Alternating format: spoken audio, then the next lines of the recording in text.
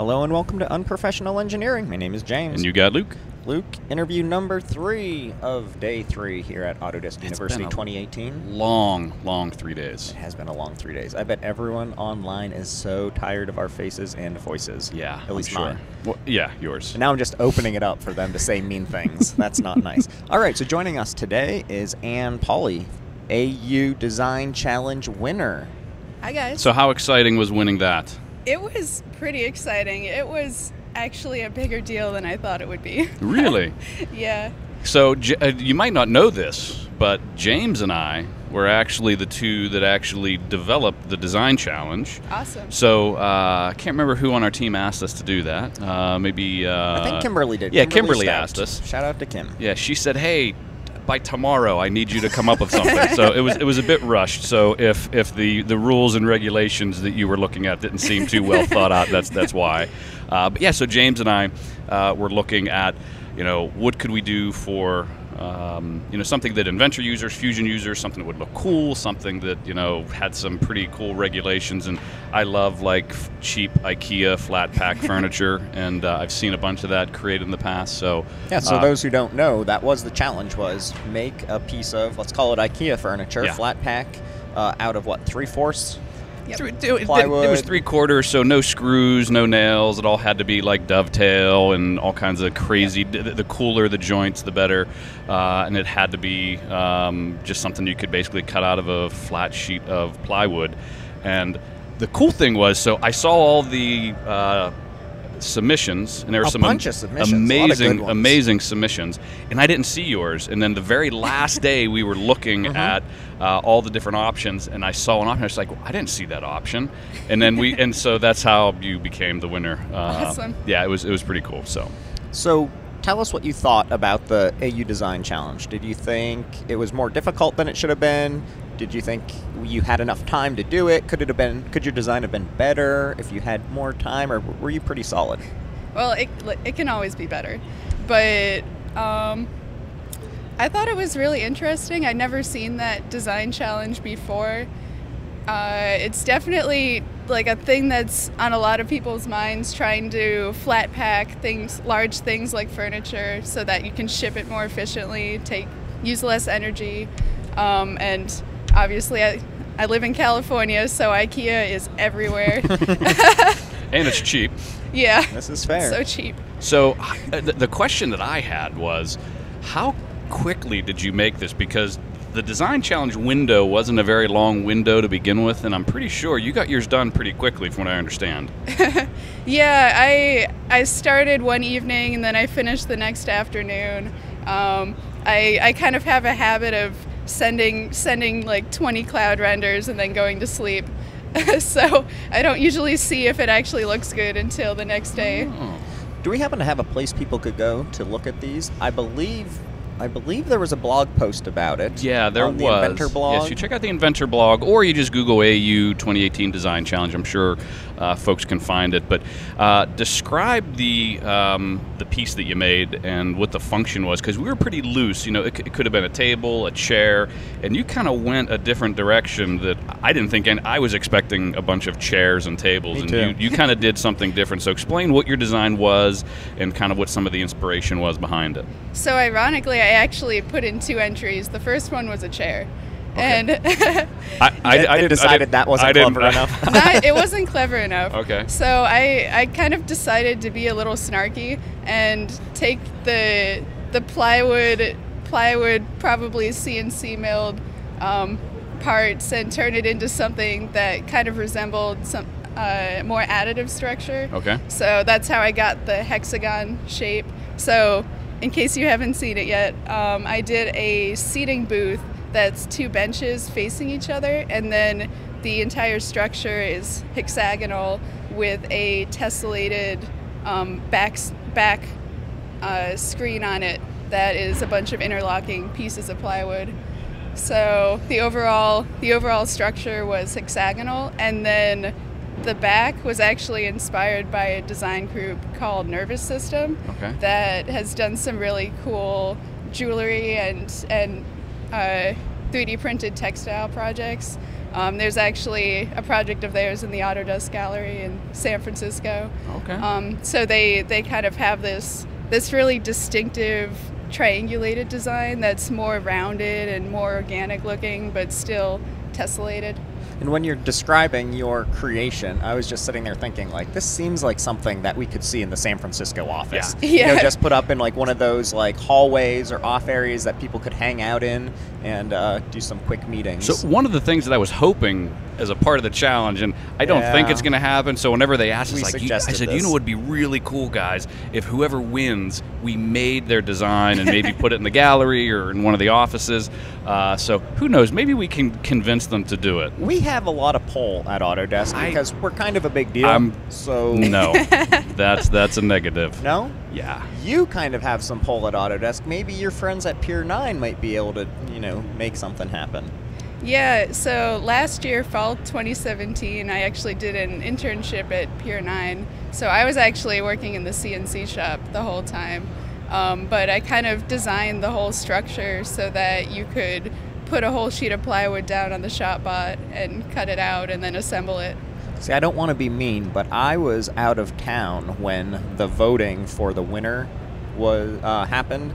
And if I would have known that you were a Pier 9er, I would have tried to blackball you right there. But Luke felt strongly about it. No. So if she was a current Pier 9er when she submitted, then that probably would have broke like the rules. But the design, you know, basically her. I'm guessing your Pier 9 experience probably gave you a ton of background on.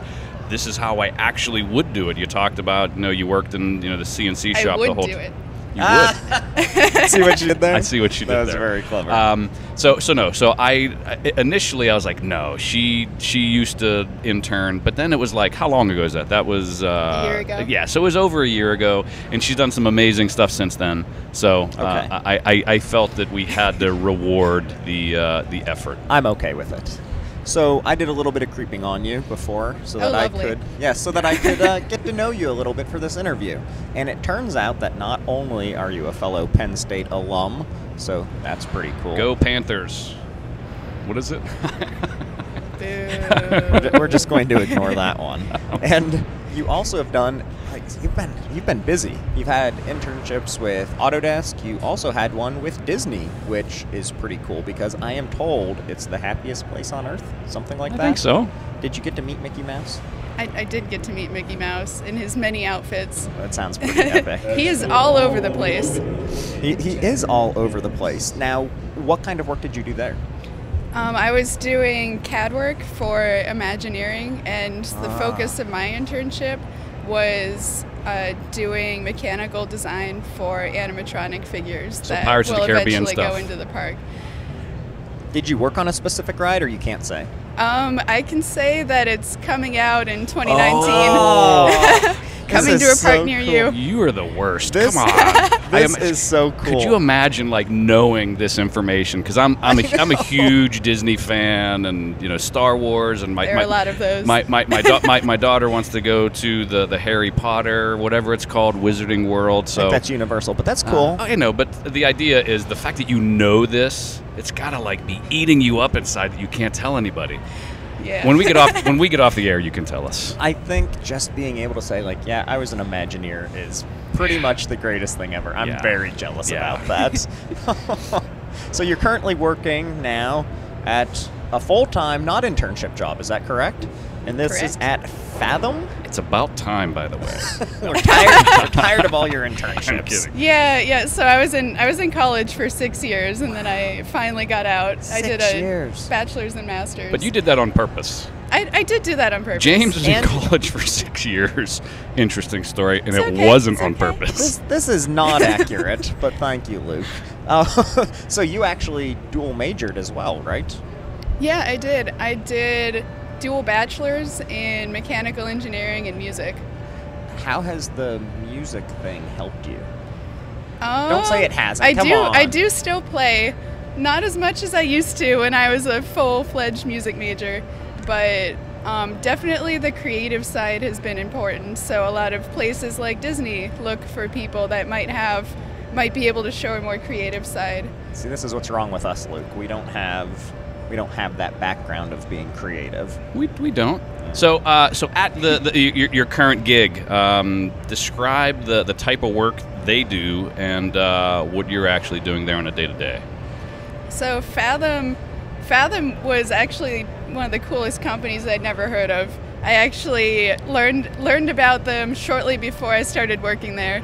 And okay. So we're located in Oakland, California, so Bay Area. And there are actually a lot of different sides to the company. The company started 10 years ago as a Stratasys printer reseller, so 3D printers. Okay. And then we kind of developed more and then added a production side to the company, since a lot of people may not want to buy a huge Stratasys printer, but they might want to print some parts for a product they're developing. So then that part of the company got added. And then a lot of the people who were buying the printers didn't know how to use the printers, and so we started sending people with the printers to help people learn more about them.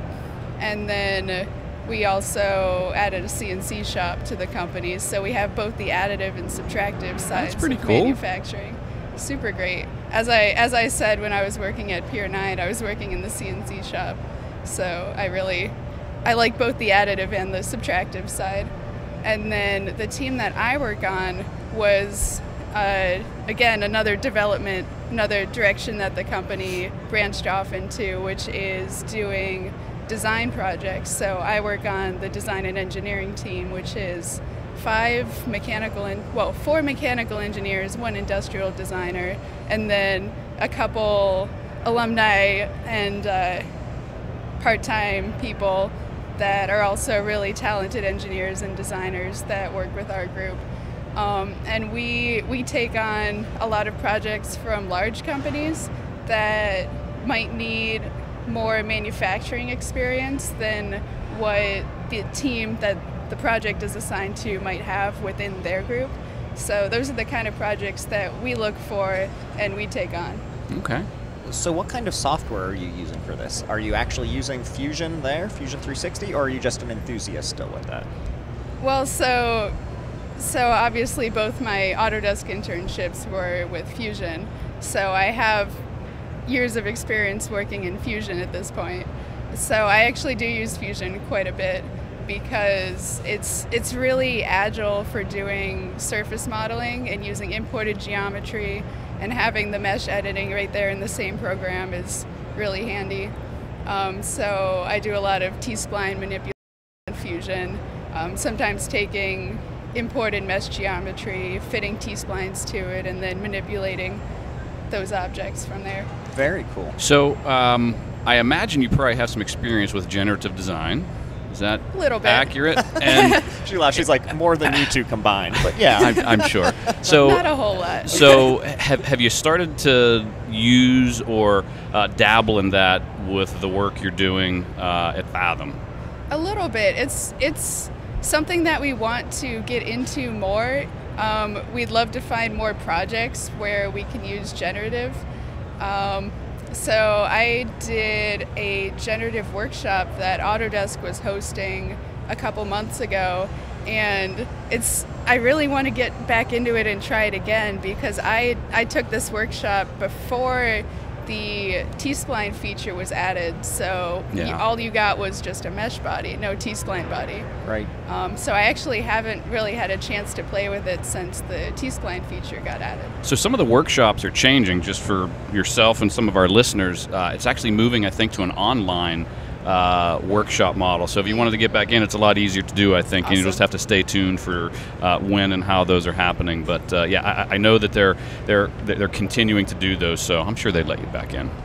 I don't get a so. lot of chances to geek out with fellow Penn Staters, so I have a few questions here. Here Oh, we okay. go. So I might have been wrong, but are you a dual Emmy Nuki as well, Nope. or just Emmy? Nope, just Emmy. Okay. See, when I was going there, I thought about it's like an extra year, so then I would have been there, 7 years? 7. To become a nuke as well, and they were like, basically all the Nuki jobs go to Emmys once they run out of them anyways, so, just go sign up You for as it. a nuclear engineer bothers me.